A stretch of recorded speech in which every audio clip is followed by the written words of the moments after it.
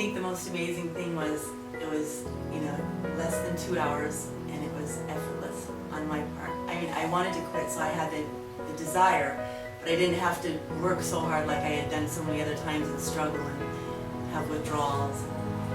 There was absolutely no withdrawals, no cravings. I left his office and never smoked again. Never. It was like I forgot to smoke. It was like I was never a smoker, actually. Kind of amazing, but yeah, I'm hardcore. I'm a 2-pack a day, non-filtered cigarette smoker for 40 plus years. I'm hardcore addict. Okay, there's nothing else you could call me. And this is literally the only thing that's ever worked. And it's the easiest thing I've ever done. First of all, there were no cravings whatsoever, none. I never had 1 second where I felt like, okay, I need to go have a cigarette, or I want one, or that urge was there. Walking out of Ken's office I felt a sense of lightness and freedom. And I felt clean inside. I felt clean inside. And I was excited. I was happy that I had made this big step in my life that could change my life completely. Explained everything to me, and after I was finished, I couldn't believe that it was that simple, that I could just stop like that. I went back to my truck that I had driven over there, that I smoked in for, I've had the truck almost 5 years. And I got in there and I drove off, and I didn't even once think. And normally my trigger is I would open my truck up, as soon as I turned the car on, I'd reach down, grab for a cigarette. I didn't even grab for it. It wasn't even in me to do it. And I'm driving home and I'm calling the wife saying I just finished, and do you want me to pick up anything from the store? And it wasn't even in my mindset to even think about a cigarette. I don't know how or why, but it wasn't there anymore.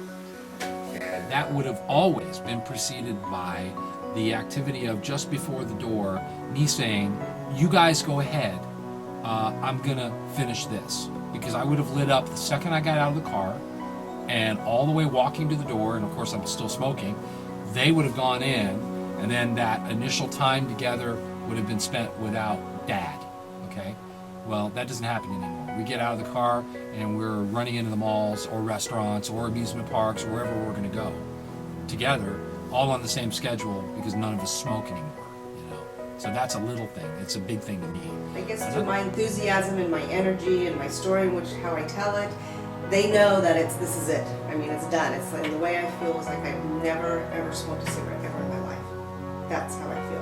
Like I've never ever done it before. Like it was never a part of my life. So it's wonderful. I'm very happy.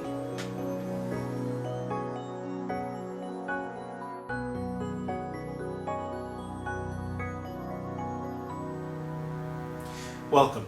My name is Ken Gutso. I'm the founder of the Bay Area Non-Smoking Center. I am a certified hypnotherapist with the International Federation of Hypnosis, and I've helped over 1,000 people stop smoking right here in the Bay Area. So welcome. You're in the right place. What I'm going to do in this short DVD, it's going to be about an hour long or so, actually, and I'm going to explain a little bit more about this program. I'm going to walk you step by step through what you can expect and what you'll experience here today. Some of the topics we'll be covering in this pre-talk material are what got you started smoking in the first place. We're going to talk about addiction versus habit. We're going to talk about the reasons or excuses for smoking. We're going to talk about some hypnosis and some of the myths and misconceptions about what hypnosis is and what it does. We're going to talk about the mind and how this works. I'm going to walk you step by step through this program, and you're going to understand the science behind it, how it works, why it works, and so that you feel like a full partner in this. I'm going to explain what to expect after the session. And I'm going to explain everything that you are responsible for and that you need to do during this session. Okay? So without any further ado, let's get started. Great place to start is, why did you start smoking in the first place? Now, pretty much everybody starts between the ages of 9 to 10 up to 21 to 23. And in terms of the brain development, that's called the socializing period. Very important during those years to fit in, belong, be cool, rebel, some or all of the above. I'm sure you remember back in those times, that would be true of you as well. Death and dying wasn't even on the radar yet, but friends are everything. And when you smoked that first cigarette, I bet it didn't taste so good, if you can remember back that far. Guess what? The taste has never changed. You changed. Cigarettes and tobaccos taste the same now as they did then. They taste horrible. So when you smoked that first cigarette, it was a conscious choice. You said, well, yeah, give me one of those. And at first you had to pay attention. You actually had to consciously pay attention. All right, this end goes in my mouth, and this is the end I light, and don't burn my lips, and don't cough in front of my friends because they'll give me a hard time. And you had to pay attention. But very quickly, you got good at it. And when you got good at it, it became a habit. Now, when something becomes a habit, the behavior gets transferred from the conscious mind, where you have to pay attention, to the unconscious or the subconscious mind, where it's second nature. You don't think about it anymore. Same thing happened when you learned to drive. Same thing happened when you learned to walk. At first you had to pay attention. Very quickly you got good at it. Now you don't think about it anymore. You just do it automatically. Now with the smoking, when the behavior got transferred from the conscious mind to the unconscious mind, it was very tightly tied into the feelings or the emotions you had while you were smoking. Those feelings of fitting in, belonging, being cool, or rebelling. So that's what got transferred into the unconscious part of the mind. Have a cigarette, feel good. Have a cigarette, feel good. Have a cigarette, feel good. How that translates later in life is feeling bad, have a cigarette, feel good. Stressed out, have a cigarette, feel good. Want to relax, have a cigarette, feel good. Now I'm going to talk much more about that in a few minutes, but just to start off, let you know you fit in with 99.9% of all people who start smoking. If someone can make it to age 24-ish, it's almost impossible to start smoking. Let's talk about addiction. Now, do you believe you're addicted to nicotine? Mark your answer on the page below.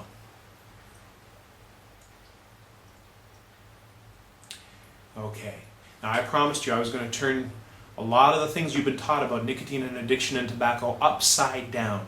The truth is, you're not addicted to nicotine. Now, most of my clients are incredibly surprised, and many of my clients are, I can see the eyes turning in the back of their head saying, how do I get my check back from this idiot? Now, I don't expect you to take my word for anything. Let's talk about this. Now, the pharmaceutical industry spends hundreds of millions of dollars on advertising every year. Much of that is to convince you and everyone else who smokes you're addicted to nicotine. And they'll sell you the patches and the pills and the gums in order to quit. Now, those patches and gums are manufactured by, guess who? The tobacco industry. Where do you think the nicotine comes from? So Philip Morris, they're wonderful guys. They'll tell you right on their website how to quit smoking, how to stop using their products. Isn't that nice? And guess what? They own most of the companies that they're referring you to. And so they'll make money all these years while you're smoking. They'll make even more money while you're trying to quit. And since all those solutions have at best a 10 to 20% success rate, they'll make money when you go right back to smoking again.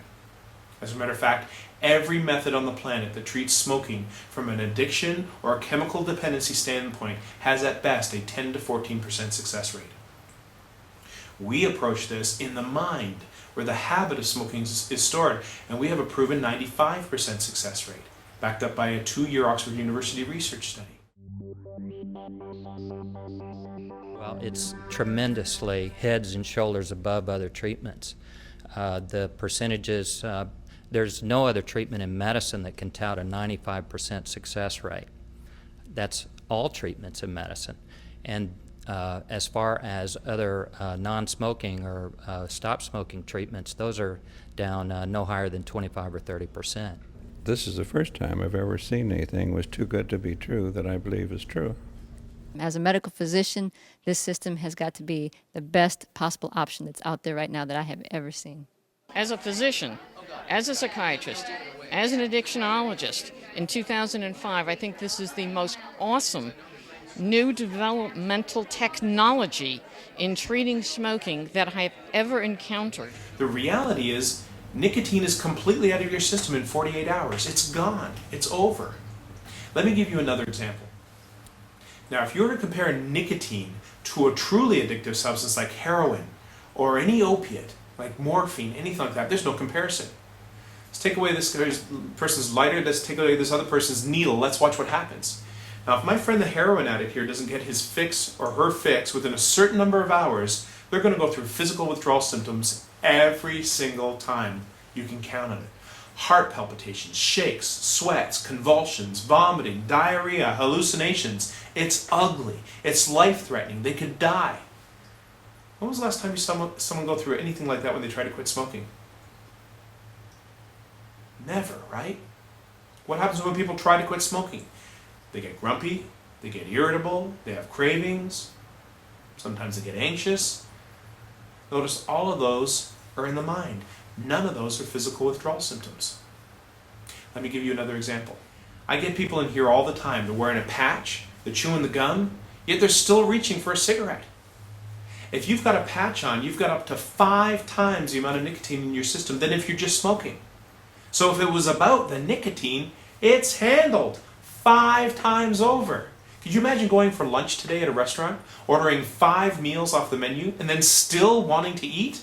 It's crazy. It's clearly not about the nicotine. A new study just came out showing that 95% of people who are on the patch will also reach for a cigarette and smoke. Okay? Let me give you another example. I'm sure you remember back in the day where you could smoke wherever the heck you wanted. In the bars, in the restaurants, at work, heck, in a hospital even maybe.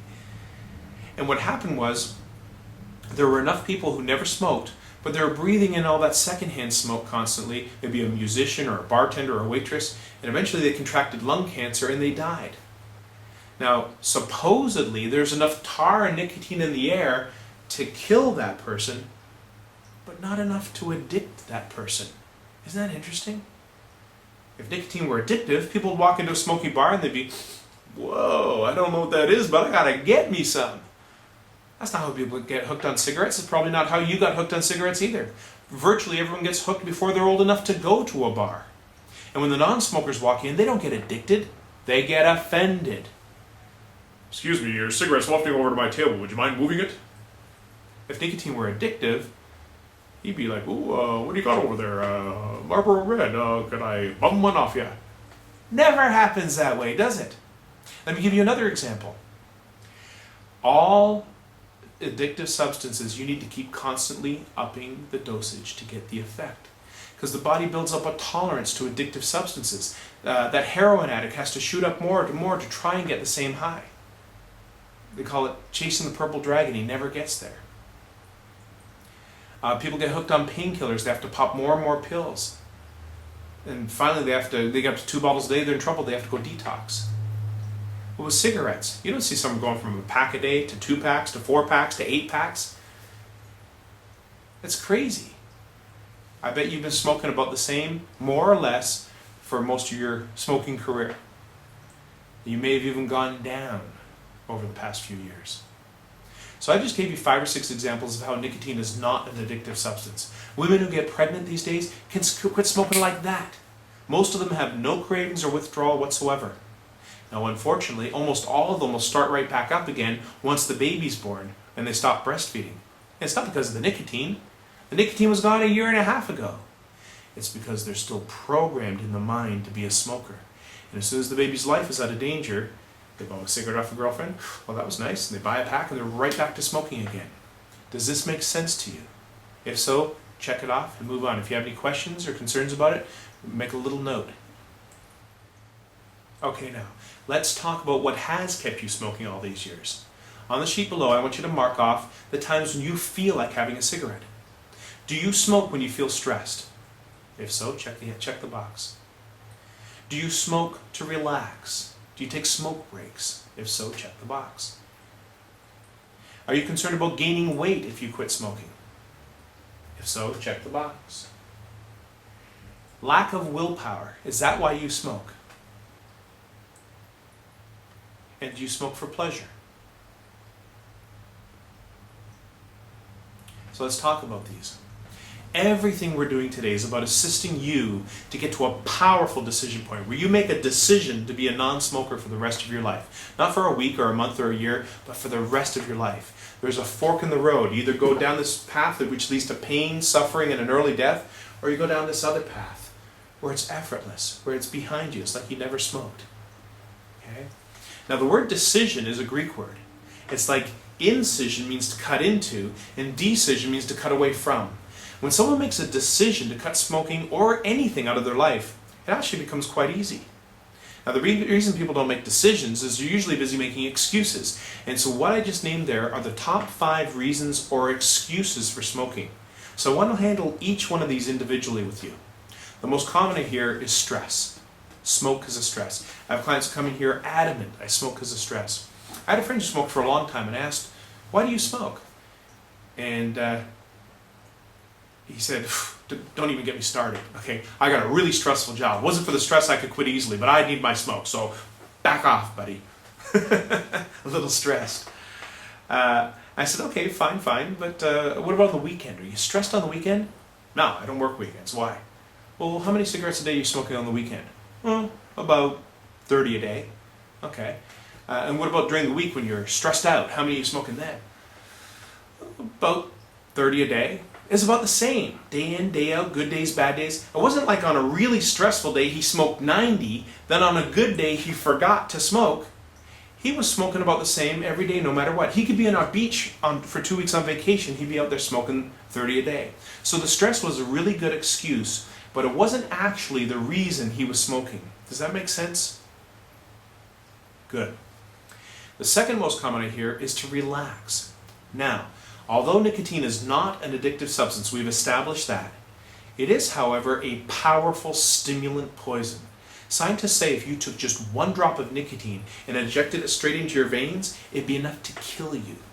Actually, they say it'd be enough to kill a horse, which is like probably 5 of them. That's why smoking is the leading preventable cause of death in the United States. 1/5 of a drop would kill you. So when you smoke a cigarette, the nicotine goes into your lungs, goes into your bloodstream, goes straight to your heart. Your heart recognizes the nicotine as a poison and starts beating an extra 10 beats per minute faster to try and eliminate the poison from your body. Your stomach produces an extra 1/4 cup of stomach acid for every pack you smoke, again to try and excrete the poison from your body. So it's actually impossible to relax and have a cigarette. You're always stressing your heart and your body out whenever you smoke. Now, taking a break from what you're doing is relaxing. Stepping outside and getting some fresh air is relaxing. Breathing deeply is relaxing. Sometimes we work so hard, we breathe so shallow, the only time we have a deep breath is that felt great, but I didn't have a cigarette in my hand. Okay? So these things are all relaxing, but it's not the cigarette. Does that make sense to you? Good. Now, the next one is weight gain. Now, I want you to know you're not going to gain weight with this process. Many people who smoke, try to quit smoking, they gain weight, and there's a reason for that. Let's back up a little bit. A lot of alcoholics, when they quit drinking, they'll trade one bad habit for another. Go to an AA meeting. They're all outside smoking and drinking coffee, right? Now, a lot of smokers, when they quit smoking, they'll reach for food because they have this voice in the back of their head saying, have a cigarette, have a cigarette, have a cigarette. So they're trying to stuff something else in their mouth so they won't smoke. That's not going to happen to you with this process for a couple of reasons. One, there's not going to be any voice in the back of your head telling you to smoke. So there's no one to argue with or fight with. So this is going to be easy. And secondly, when this part of your mind gives up the habit of smoking after all these years of smoking, it's going to want a new job to do to replace it. If you're like most smokers, you're probably spending an hour or 2 a day smoking every day of your life. 5 minutes a cigarette times 20, 40 cigarettes, that's a lot of time. So it's going to want a new job to do to replace it. So we're going to give it a new job. And your mind is going to come up with several healthy behaviors to replace the smoking. These new behaviors are going to meet your highest emotional needs. Now, our research has found that the highest emotional needs of all human beings, there's 5. And they're not in any hierarchy. You need all of these. Once survival's handled, so you're fed, clothed, have a roof over your head, the higher emotional needs are love and belonging, power, freedom, and fun. You need to have an authentic sense of all of these. If you're missing one, the whole scoreboard lights up. So we're going to, your mind is going to come up with these new healthy behaviors for you. You don't even have to consciously think them up. Just like you didn't have to consciously remember to smoke, it was automatic, right? Well, that same automatic part of your mind is going to come up with these new behaviors for you. So you're not going to have an experience you gave up something today. You're going to have an experience you gained 12 something to replace that one something, and that one something is the most boring thing I can think of. Hand to mouth, hand to mouth, hand to mouth, hand to mouth, hand to mouth, hand to mouth, hand to mouth, hand to mouth, hand to mouth, hand to mouth, year after year, decade after decade, hand to mouth, hand to mouth. Watch, I'll switch hands. Ooh, that got exciting. It's pretty boring when you think about it, isn't it? And it's just automatic. So your mind is going to come up with several healthy behaviors to replace the smoking, and they're all going to be healthy and beneficial and creative. So your life is going to experience, you're going to experience your life being a lot richer, fuller, creative. Okay? And the next one is willpower. This is where I'll usually ask my clients, are you married? Do you have kids? Do you have a career? Most of my clients answer yes to at least some of those questions. And the truth is, do you ever do anything you don't feel like doing? Just has to be done? Of course you do. Like every day of your life. Or otherwise you wouldn't get out of bed in the morning. So the reality is you've got a ton of willpower. You use it every single day. So it's not that you don't have willpower. The question is, are you ready to use that willpower that you do have to remain a non-smoker once you quit today? Here's the thing about willpower. Willpower is part of the conscious mind. And it's a manual process. That means you have to decide to use it and you have to remember to use it every time. So when you wake up in the morning, you have to remember don't smoke. When you have your coffee, you have to remember don't smoke. After a meal, you have to remember don't smoke. When you have a few drinks, you have to remember don't smoke. It only takes one time to forget, and you're a smoker again. Because everything back here is automatic. This is part that regulates your heart rate, your temperature, your breathing. You don't have to remember to breathe. It's automatic, right? So when these two minds are fighting with each other and battling with each other, this is what's going on. So no matter how many times you've tried to quit smoking, the part of your mind that's actually in charge of smoking says, what are you doing messing with my world? We're smoking. I'm a smoker. We're smoking. And you keep on smoking. So the truth is there's a ton of willpower going on. Just the two minds have been battling with each other. So we're going to redistribute all that willpower so the two minds are working in alignment together the way they're supposed to. The way they did before you started smoking. So this is going to be easy and effortless. Okay? The last one is pleasure. If you checked off pleasure here, you fit in with 90% of my clients. Almost everyone checks off pleasure. And when I ask them in the actual session, it's not, oh yes, pleasure. It's like, absolutely, of course. Are you crazy? Of course I'm enjoying these things. Now, I'm going to ask you to be really honest and really conscious and look freshly. Out of those 20, 30 cigarettes you're smoking each day, how many of those do you really, really enjoy? Where you go, wow, that is a great cigarette. If you're like most of my clients, you said, oh my God, none of them. Or maybe you said one or two. I want you to put your answer down on the sheet. It's truly amazing that when people actually stop to think, it's like they're surprised. Oh my God, it's none of them. Or maybe one or two. You see, what's going on is this whole thing's been cross-wired in your mind. The feelings you had when you were a teenager, when you first started smoking, when you're hanging out with your best friends smoking, those feelings are got cross-wired and programmed into the cigarette. But the reality is when you light up that cigarette, those friends aren't there. You're usually standing outside in the rain or in the cold, and you're on your own. Okay. Some of my clients will even say, you know, cigarettes feel like my best friend. I feel like I'm giving up a relationship that I've been in since I was 13. And when someone says that to me, I'll usually take one of their cigarettes and I'll stand it up on my desk and I say, so this is your best friend. You realize this is paper, shredded tobacco wrapped in paper, right? It's something you set on fire and throw away. It's incapable of love and affection. It's a thing, right? Well, yeah, but it feels like my best friend. Yeah, it feels like it.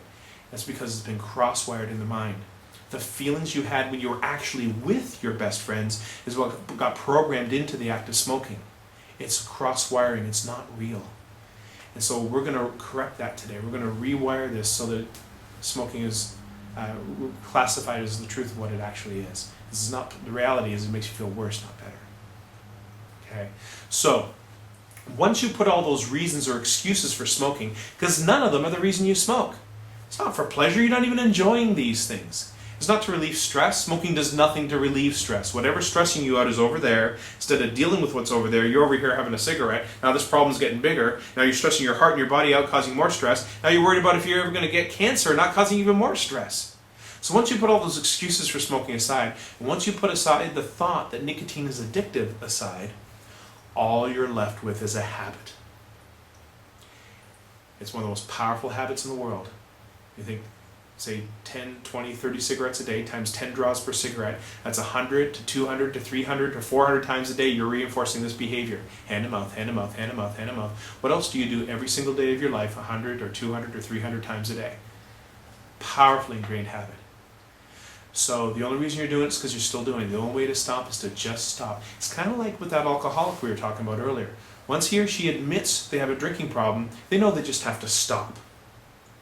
So this will be the most important thing I say to you today. You need to know that once you leave this office, you can never ever have a single puff, drag, or draw from a cigarette again, because one will get you smoking every single time.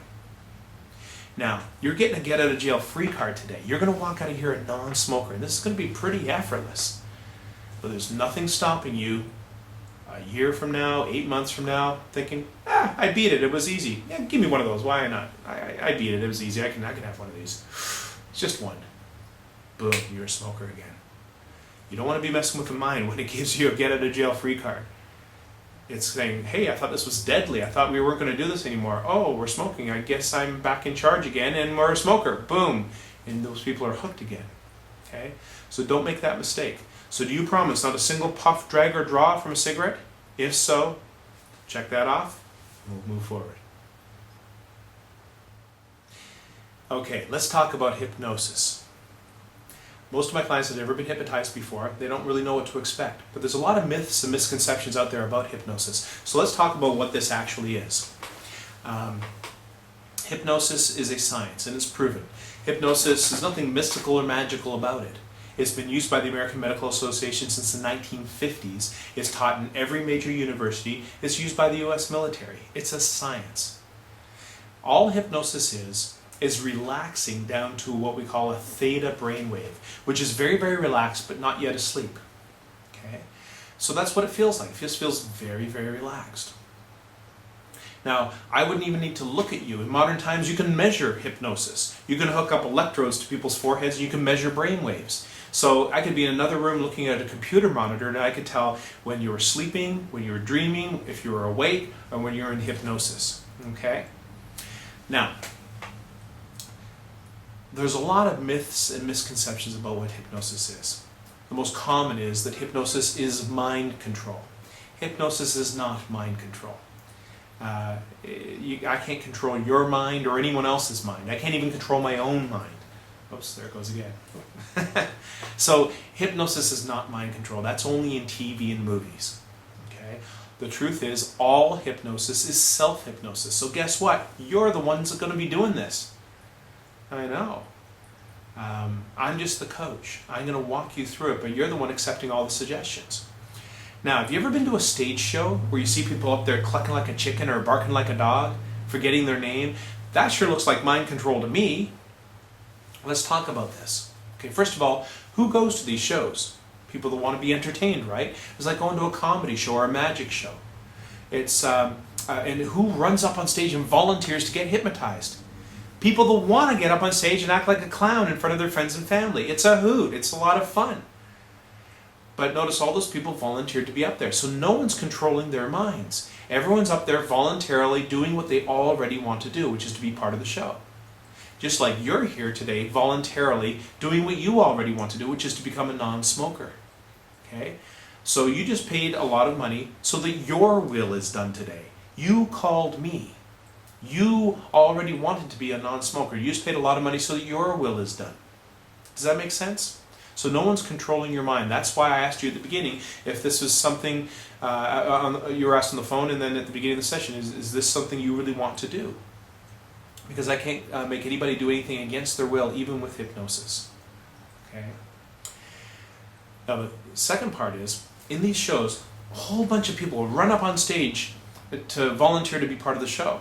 And the hypnotist will start working with people one by one he'll start sitting people back down into the audience. And just keep a very few number of people to actually do the show with. Now, the people in the audience are thinking, he must be sitting down all the people who aren't hypnotizable. I'm probably not hypnotizable either. My mind's too strong. I'm not influenceable. Well, all that's BS. Everyone is hypnotizable. If you've got an IQ of 70 or higher, You don't have any brain damage. You're hypnotizable. As a matter of fact, all of us are in a state of hypnosis frequently. When you're just waking up in the morning, but you're awake but not quite up. When you're falling asleep at night, but you're not yet asleep. Anytime you're lost in a good book or in a good movie. People that do meditation or yoga. People who are religious and pray devoutly for an hour or two at a time. All these people can put themselves into a hypnotic trance. Okay? If you've ever driven home and you get to your driveway and you kind of go, if you said to yourself, how did I get here? Yeah, has that ever happened to you? Your subconscious drove you home. It knows the way. It's driven home with you thousands of times. It couldn't drive you here because you've never been here before. You have to pay attention to street signs. You have to consciously drive. But it can take you home every single time. Okay, so your conscious mind was so distracted by something that happened earlier that day, or the 20 things you need to do when you get home, and your subconscious just drove you home. Does that make sense? As a matter of fact, people think they're coming here to get hypnotized. Well, guess what? You're already hypnotized. Not by this video. You've been hypnotized to smoke since you were a kid. You say, I don't want to smoke anymore. And you light up a cigarette. No, I don't want to smoke anymore. There's a cigarette in your hand again. It's kind of funny when you think about it. If it wasn't so tragic, you're like those people up on the stage. I don't want to smoke. What am I doing? I don't want to smoke. You've been programmed to smoke. You're hypnotized to smoke. So you're not coming here to get hypnotized. You're coming here to break the trance. So your mind works properly again, the way it's supposed to, the way it did before you started smoking when you were maybe 12 or 13 or 11, before you picked it up. Okay? So that's what's going on today. We're going to redistribute this so the two minds, instead of fighting with each other, now working together the way they're supposed to, and this is going to be easy. So people will ask me, well, what does it feel like to be hypnotized? How will I know if I'm hypnotized? Great question. So you want to know what it feels like? If you just closed your eyes and took a deep breath,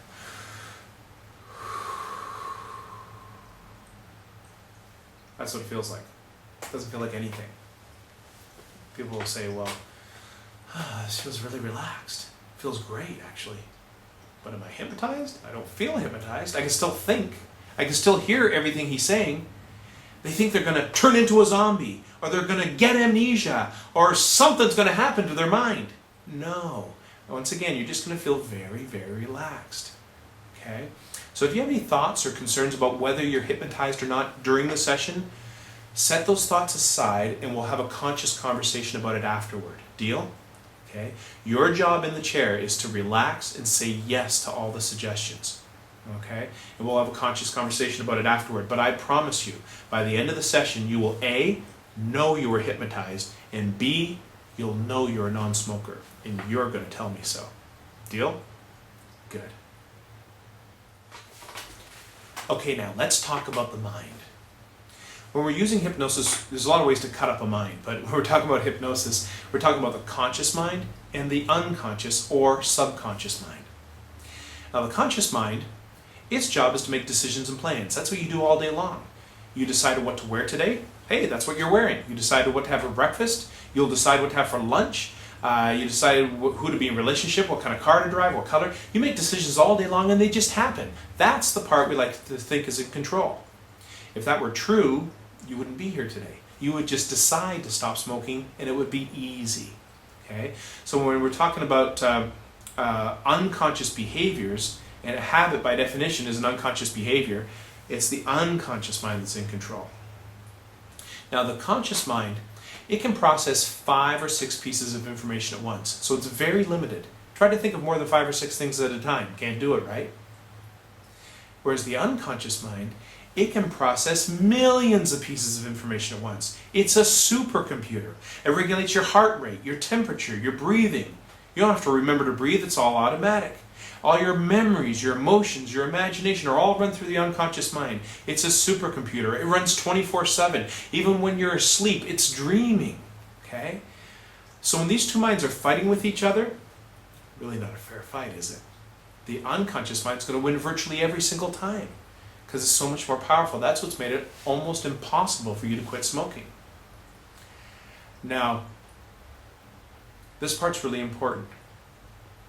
Programmed into every human being is a prime directive. It's programmed into the unconscious mind. It's genetic. It's preservation of self. The prime directive is to protect you from danger. You know this to be true. If you were outside stepping off the curb, not paying attention, you looked up and saw a bus heading for you full speed, your unconscious mind would react. You jump back. Whoa, that was close. Heart beat pounding. I almost got hit by a bus. Okay?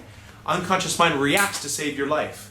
If you're in your car driving, someone cuts you off, boom, your foot hits the brake. You don't have to think about what to do, right? You react.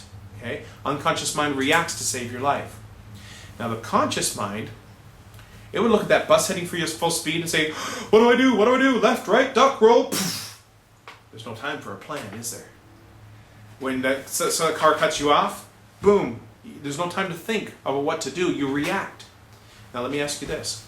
Have you ever been in a car and someone else is driving and someone cuts you off and you put your foot out anyway? Yeah, most of my clients say, yeah, they kind of laugh and chuckle. Yeah, I've done that before.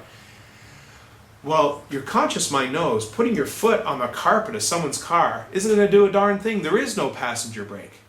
Doesn't matter. The conscious mind is never consulted. The unconscious mind reacts to save your life. Okay? So that says a couple of things. One is, there's actually no difference between that, action, reaction, and stimulus response, to waking up in the morning, reaching for a cigarette. Having your coffee, reaching for a cigarette. Phone rings, light a cigarette. After a meal, want a cigarette. A few drinks, have a cigarette. These are all activities in your life that you enjoy that trigger the thought of a cigarette. So one of the things we'll be doing today in the session is I'm going to be breaking up all those connections. We're going to be destroying those connections. So you'll be able to enjoy all these activities as much or more than you did before, but they're no longer going to be associated or connected with smoking. Then coming back to my original point, the prime directive of the unconscious mind is to protect you from danger. It's genetic. Well, guess what? Your unconscious mind is not doing its job because it's causing you to smoke. And smoking is the #1 preventable cause of death in the United States. 438,000 Americans died last year from smoking. So how can your unconscious mind be breaking its unbreakable rule? And how can this also be happening with millions of people out there? Here's how. This is how this all comes together and makes sense. Okay? Believe it or not, your unconscious mind is not trying to kill you. Your unconscious mind is not trying to give you cancer. Your unconscious mind is not trying to shorten your life. Your unconscious mind is stuck back in time to when you first started smoking, when it first became a habit, when that behavior got transferred from the conscious mind to the unconscious mind. Now you remember when it started out, it was a conscious decision. And then you got good at it, and the behavior got transferred to the unconscious mind. And the feelings you had while you were smoking got transferred in at the same time. Those feelings of have a cigarette, feel good, have a cigarette, feel good, have a cigarette, feel good. Long before death and dying was even on the radar, have a cigarette, feel good got programmed in. Here's the problem. There's a barrier that forms around the unconscious mind at about age 6 or 7. It's called the critical faculty. The critical faculty has one job and one job only. It judges everything. And any thought or idea that it hears that disagrees with what's already inside your unconscious mind, it rejects it. It won't let it through. So what's inside there is have a cigarette, feel good. So the doctor says, hey, those cigarettes cause cancer, you should really quit. The unconscious mind says, have a cigarette, feel good, blocks it, doesn't let it through. 4,800 chemicals in cigarette smoke, 69 of which are known to cause cancer. Have a cigarette, feel good, gets blocked, doesn't get through. You could watch someone you love dying of lung cancer, coughing up a lung, all kinds of stinky, horrible junk, and you look at that person and say, no one should have to go through that. That's just horrible.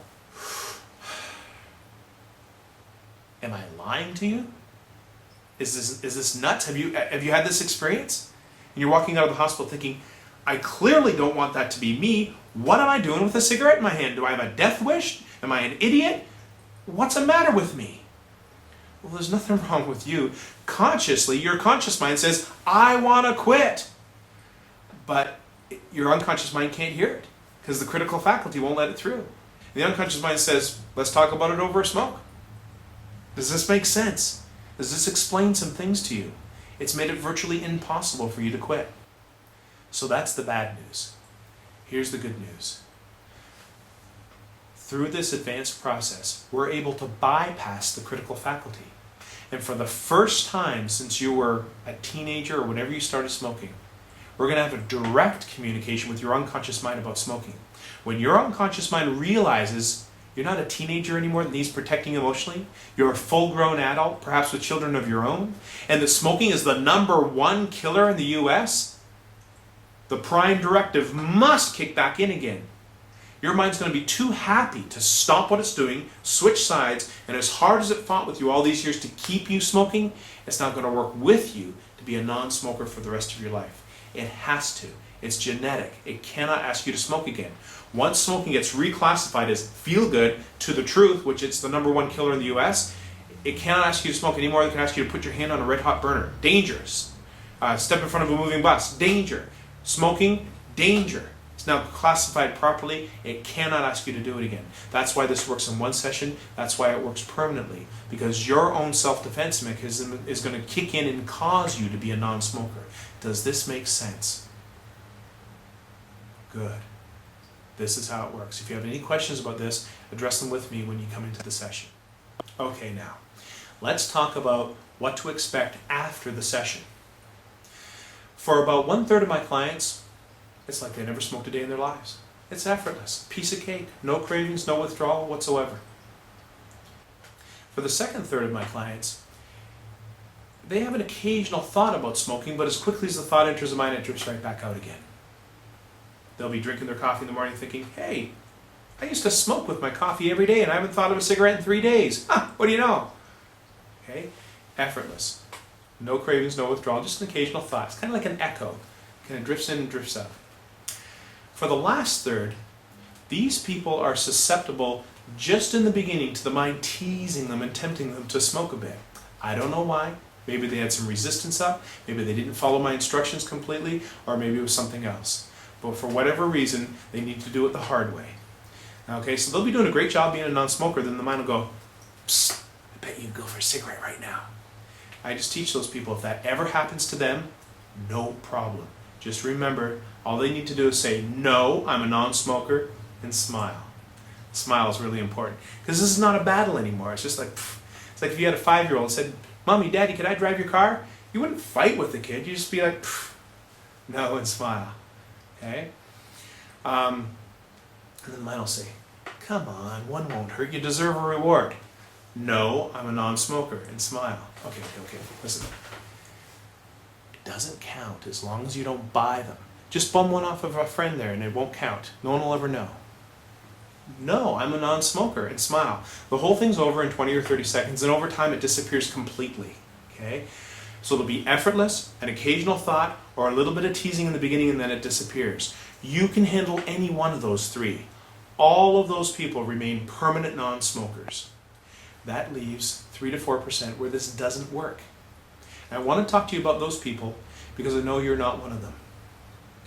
As we said before, the only people this really doesn't work for are people who don't really want to quit, but they feel like they have to quit. Believe it or not, people will pay me a great deal of money to quit smoking who don't really want to quit, but they feel like they have to quit. They just found out they have cancer. They need a heart operation, but the doctors won't operate unless they quit.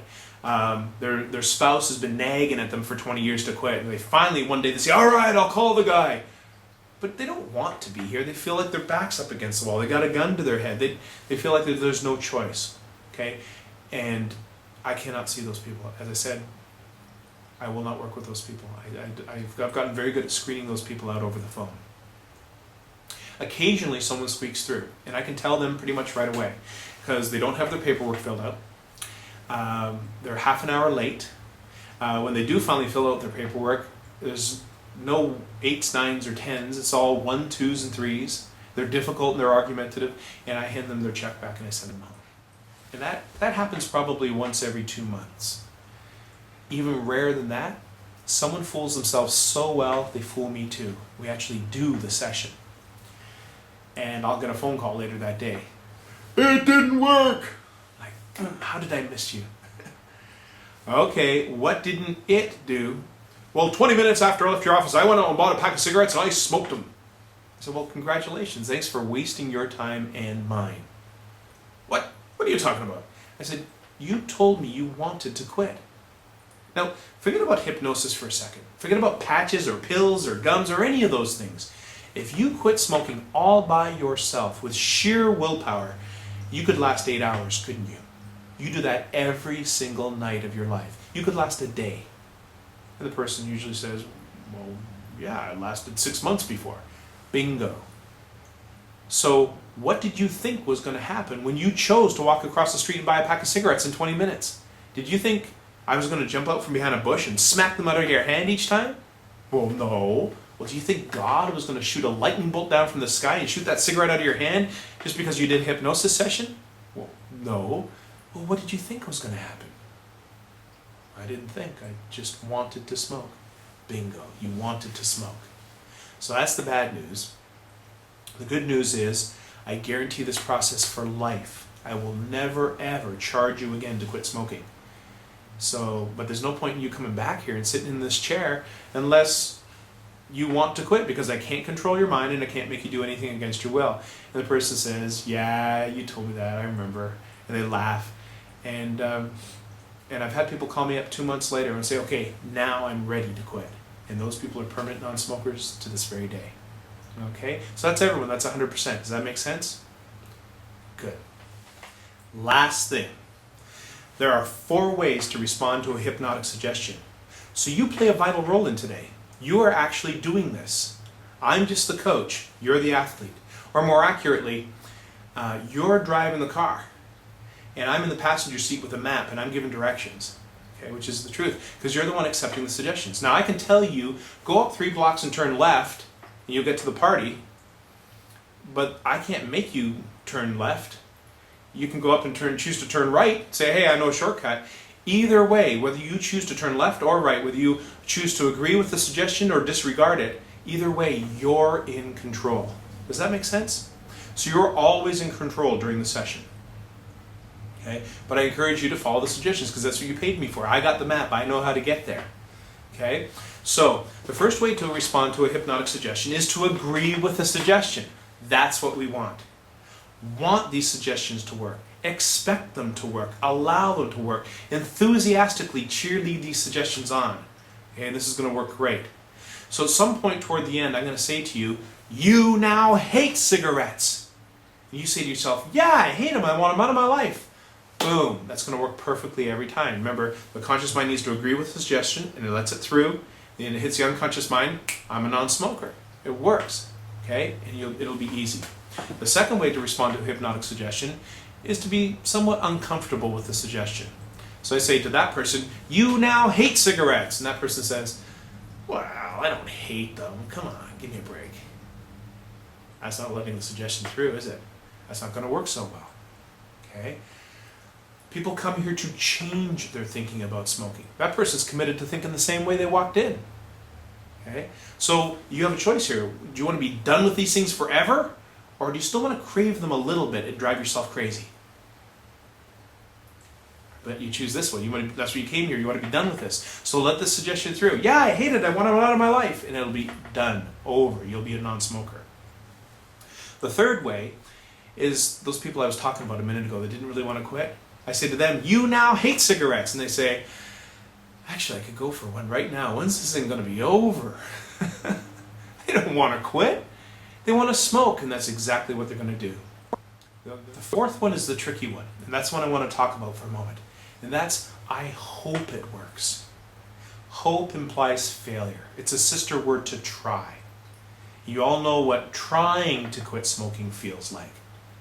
That's struggle and effort and painful and miserable, and you end up smoking again anyway. Most of my clients have become experts at what trying to quit smoking feels like and looks like. Well, today's the day you actually quit. And actually quitting looks and feels very different from trying to quit. Okay? So don't expect this to look like all those times where you tried to quit. This is a completely different experience this time. Okay? So again, everything we're doing today is about assisting you to get to that powerful decision point where you make a clear decision to be a non-smoker and to cut smoking out of your life. Okay? Now, hypnosis is like a contract between two people. We both have our parts to play. My role is to give you all the powerful suggestions to cause your unconscious mind to come into alignment with what you already want, which is to be a non-smoker. That's all the information that I have to give you for now. Now you're ready to come in and do your session. I'm looking forward to meeting you and working with you, and I hope you're looking forward to being free of these cravings once and for all. See you.